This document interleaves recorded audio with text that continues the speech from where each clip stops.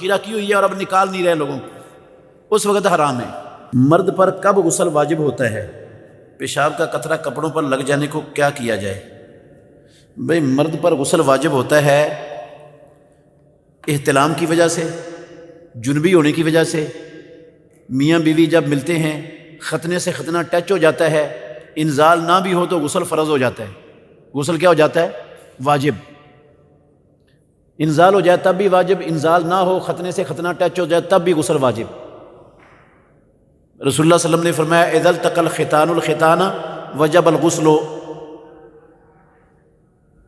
اور اللہ نے قرآن میں کہا یہ حیض والی عورت اور نفاس والی عورت ان پر بھی غسل کیا ہے؟ فرض ہے، ان پر بھی غسل فرض ہے۔ قرآن میں اللہ نے کہا فلا تقربوهن حتى يطهرن فاذا تطهرن فاتوهن من حيث امركم اللہ، غسل کرنا ان پر بھی فرض ہے۔ تو آدمی پر جمعے والے دن غسل فرض ہوتا ہے اور جنابت کی حالت میں غسل فرض ہوتا ہے، اور عورت جب حیض اور نفاس سے پاک ہوتی ہے تو اس وقت اس پر غسل فرض ہوتا ہے۔ یہ غسل کے فرض ہونے کے انسان پر مواقع ہیں اسلام میں۔